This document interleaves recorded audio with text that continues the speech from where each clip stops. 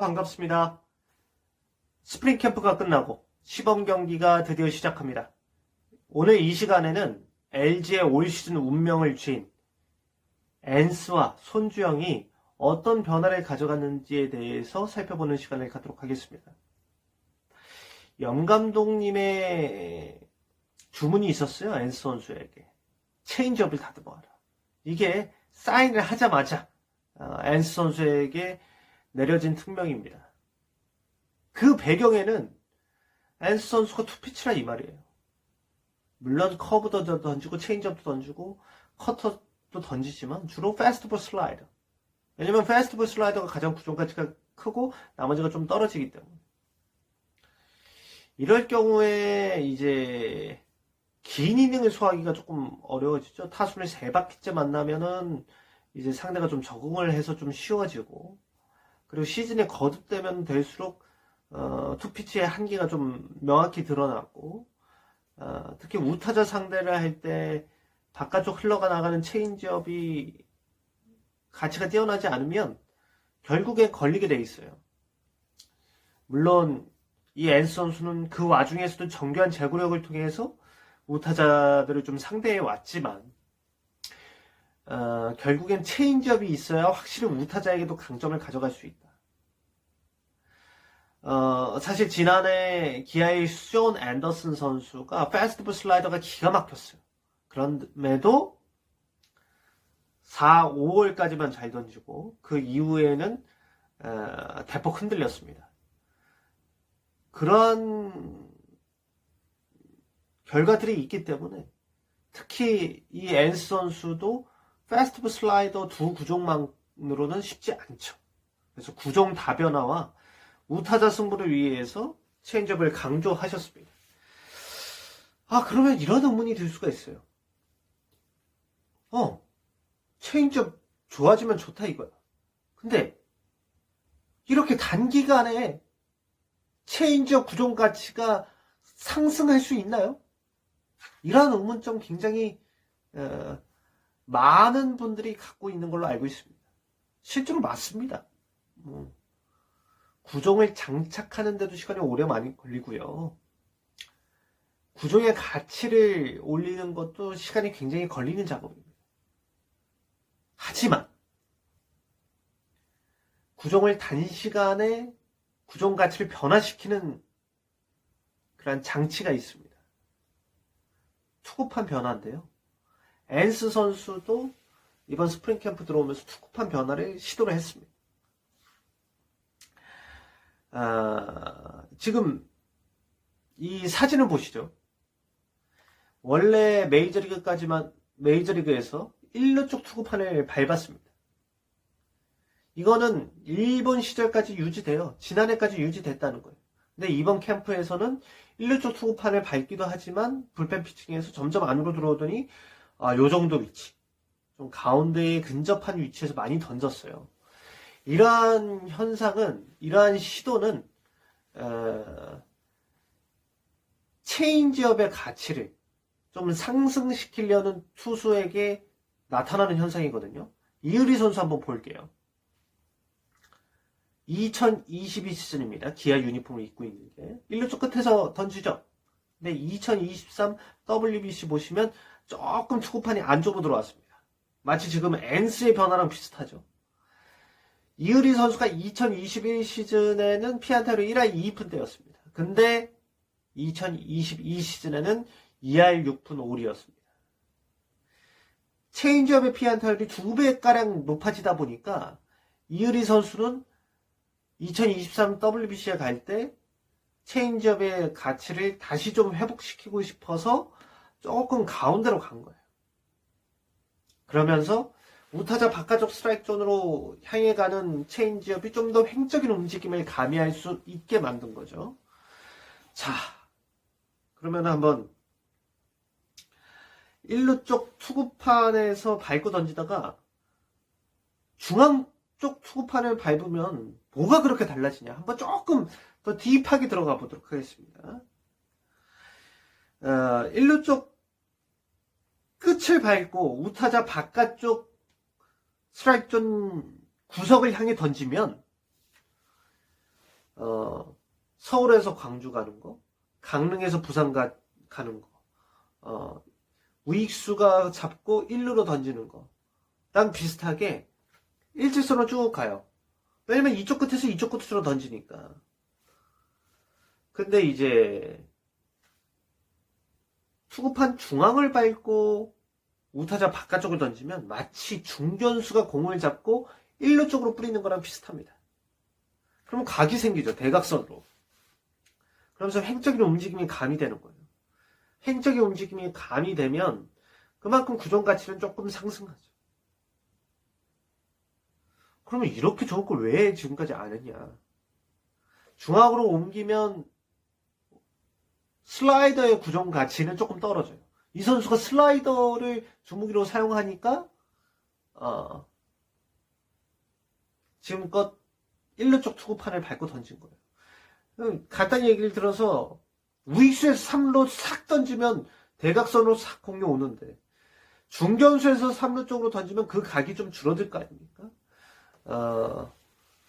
그런 것 때문에 슬라이더의 구종 가치를 더 크게 만들기 위해서 1루 쪽을 밟았는데 지금은 슬라이더의 구종 가치는 그래도 어느 정도 잃지 않는 범위에서 유지하는 범위에서 조금은 줄어들겠지만 체인지업의 구종 가치를 늘리기 위해서 조금 가운데 쪽으로 들어왔습니다.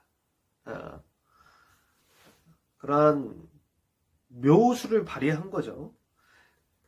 그러면서 이제 체인지업의 횡적인 움직임도 가미되고 오히려 커브는 종적인 움직임이 조금 더 늘어났습니다. 왜? 커브는 사실 슬라이더 같은 경우에는 좌투수가 좌타적으로 바깥쪽으로 흘러나가는 걸 던지고요. 좌투수가 우타자한테 체인지업을 던질 때는 우타자 바깥쪽으로 흘러나가는 걸 던지지만 커브는 보통 중앙을 보고 던집니다. 그렇기 때문에 중앙에서 중앙으로 투구판 중앙에서 중앙으로 던질 때 종적인 움직임이 커져요. 자, 이거는 저만의 판단은 아니고요. 김경태 투수코치의 코멘트를 좀 붙여놨습니다. 스프링 캠프 초반에 나왔던 코멘트예요. 영상으로 봤을 땐 1루 쪽 끝을 밟고 던지는 모습이었는데 막상 스프링 캠프 와서 보니까 투구판이 약간 중앙 쪽으로 왔다. 그러면서 체인지업의 무브먼트가 좋아졌다. 중앙에서 우타자 바깥쪽으로 던졌다 보니까 횡적인 무브먼트가 늘어난 거죠. 이런 걸 굉장히 호평을 했습니다. 하지만 이 앤스 선수가 계속 이렇게 던질 수 있는지는 미지수예요. 왜냐하면 투구판 변화는 민감하기 때문에 다시 돌아갈 수도 있습니다. 이의리 선수도 2023 시즌 초반까지 그렇게 던지다가 돌아갔어요. 그렇기 때문에 이 투구판 중앙을 던지는 거를 시범 경기 때도 유지할 수 있을런지는 모르겠고 또 정규 시즌에서도 계속 이걸 시도할지는 모르겠지만 가장 중요한 건 앤스 선수가 체인지업의 구종 가치를 늘리기 위해서 여러 가지 시도를 하고 있다. 그리고 투구판을 변화하려는 시도는 옳은 시도다. 슬라이더의 구종 가치가 훼손되지 않는 범위에서 이걸 투구판을 약간 변화하는 거는 굿이에요. 살짝 크로스 스텝도 밟기 때문에 요 정도 들어온 거는 슬라이더의 구종 가치가 완전히 훼손될 거 같지 않거든요. 그 와중에 살짝 중앙에 들어온 건 체인지업의 가치를 크게 늘릴 수 있다. 이렇게 보시면 되겠습니다. 여기까지가 앤스고요. 손주영을 한번 보도록 하겠습니다. 손주영을 앤스랑 묶은 이유. 손주영도 투구판을 중앙을 밟기 시작했습니다. 지난해 후반기부터요. 대신 손주영 선수는 사실 지난해 8월에 팔꿈치 통증이 아예 멎었어요. 그 전까지는 좀 토미존 수술하고 잘 가정해서 마운드에 돌아왔지만 약간 근육통 같은 것들이 있었어요. 완전히 수술하고 돌아왔다고 하더라도 힘을 쓰는 과정에서 좀 다른 근육이 좀 통증이 올 수가 있는 거거든요. 전형적인 이제 재활을 하고 돌아온 투수들에게 나타나는 현상인데 8월 달부터 지난해 8월 달서부터 통증이 멈췄었고요. 그 과정에서 투구판의 1루 쪽을 밟다가 가운데로 바꿨고요. 팔 각도도 좀 더 올렸습니다. 그런 이유가 뭐겠어요? 아까 제가 말씀을 드렸지 않습니까?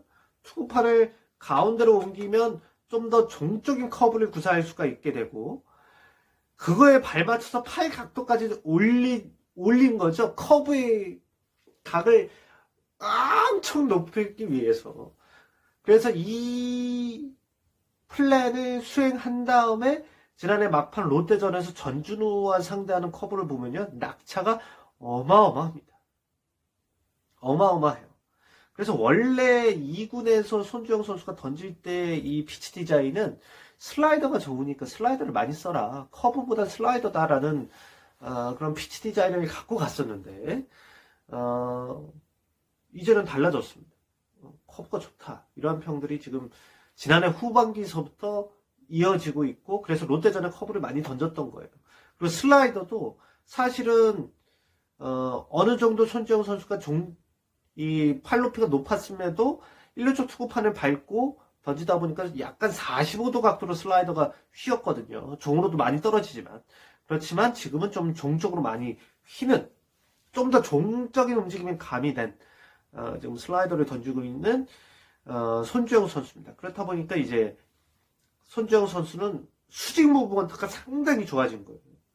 근데 또 하나의 변화가 있습니다. 손주영 선수는 이중 키킹을 시도하기 시작했습니다. 지난해 후반기서부터. 그래서 지금 사진이 나오고 있어요. 한번 올렸다가 살짝 내렸다가 다시 이 오른쪽 발끝을 오므리면서 다시 올립니다.